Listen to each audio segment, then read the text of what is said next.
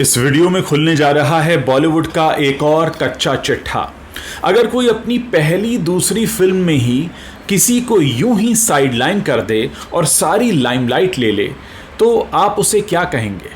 एक शातिर स्टार, और एक शातिर स्टार मल्लिका शेरावत थी जिन्होंने फिल्म मर्डर की शूटिंग के दौरान एक ऐसा गेम खेला कि उस फिल्म में ये हुआ कि जब मर्डर का नाम लिया जाता है तो आज आपको मल्लिका शेरावत याद आती हैं।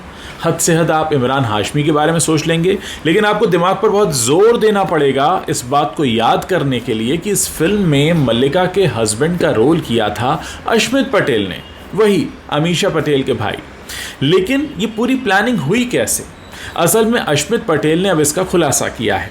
अश्मित पटेल ये कहते हैं कि जिस वक्त मर्डर की शूटिंग चल रही थी उस फिल्म में मेरा रोल ऐसा था कि मैं मल्लिका शेरावत का पति बना था और हमारी काफ़ी अनबन रहती थी। उसमें एक सीन था जिसमें मुझे मल्लिका का गला दबाना था।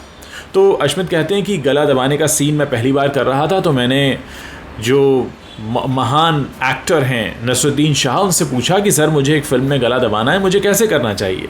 तो नसरुद्दीन शाह ने उनको सलाह दी कि जब आप हाथ से गला दबाएं तो हाथ में तो बिल्कुल प्रेशर ना हो, लेकिन चेहरे पे सारे भाव होने चाहिए क्योंकि वही कैप्चर होते हैं। तो अश्मित कहते हैं कि मैंने उसी तरह से मल्लिका का गला दबाया उस सीन के लिए, लेकिन मल्लिका ने उस सीन के शूट होने के बाद बहुत बड़ा बवाल कर दिया और सीधे तौर पर कहा कि अश्मित ने वाकई मेरा गला दबाने की कोशिश की है, मुझे उन्होंने हर्ट किया है।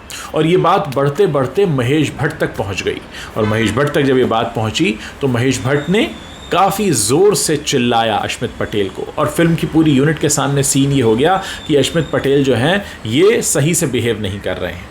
इसका असर जानते हैं क्या हुआ?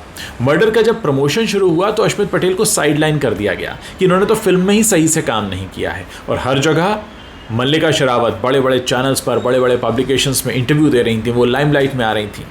ये उनकी दूसरी फिल्म थी, लेकिन इस फिल्म से उनको काफ़ी पॉपुलैरिटी मिल रही थी। दूसरी तरफ अश्मित पटेल को ज़्यादा इंटरव्यूज़ नहीं कराए गए, उनको कहीं दिखाया नहीं गया। मतलब वो फिल्म में थे तो, लेकिन सिर्फ थे, कहीं दिखाए नहीं गए, उनकी चर्चा नहीं हुई, उनकी बात नहीं हुई। और आप भी आज अगर याद करें फिल्म मर्डर को तो आपको याद आएंगी मल्लिका शेरावत, हद से हद इमरान हाशमी, और वो भीगे होठ तेरे वाला गाना। यही वो चीज़ें हैं जो सबसे पहले आपको याद आती हैं। क्या आपको इसमें कहीं अश्मित पटेल दिखाई देते हैं? कहीं नहीं। तो ये होती है वो टेक्निक जिसके ज़रिए आप अपने ही एक को एक्टर को, को स्टार को एक इस तरह से साइडलाइन कर देते हैं कि किसी को पता भी ना चले। अब सोचिए अगर अश्मित पटेल ने सामने आकर ये कहानी न बताई होती तो किसी को पता ही नहीं चलता कि आखिर उस वक्त सीन हुआ क्या था। बॉलीवुड की ऐसी कई सारी कहानियां हैं, कई सारे दर्द हैं बहुत से लोगों के, जहां उन्हें बस यूं ही दफन कर दिया गया। अब अश्मित पटेल सामने आए हैं और इन सारी बातों का जिक्र कर रहे हैं। वो बात अलग है कि मल्लिका शेरावत अब खुद गायब हो चुकी हैं, कोई नहीं जानता वो हैं कहाँ, क्या कर रही हैं। उनका करियर भी कुछ ज़्यादा लंबा नहीं चला, और एक ख़ास तरह की फ़िल्में, एक ख़ास तरीके की उनकी कास्टिंग होती थी, उसी तरह के रोल में बनकर वो रह गई। ऐसी कोई वो बहुत महान कलाकार नहीं बन पाई। लेकिन सोचिए कि पहली दूसरी फिल्म में ही उन्होंने ये किया था। क्या सोचते हैं आप बॉलीवुड के इन काले चिट्ठों के बारे में, इन काले सच के बारे में? और क्या आपको लगता है कि इसी तरह जैसे अश्मित पटेल ने सामने आकर सब कुछ बताया है, सबको सामने आकर बताना चाहिए? मैं आपके कमेंट्स पढ़ने की प्रतीक्षा कर रहा हूँ।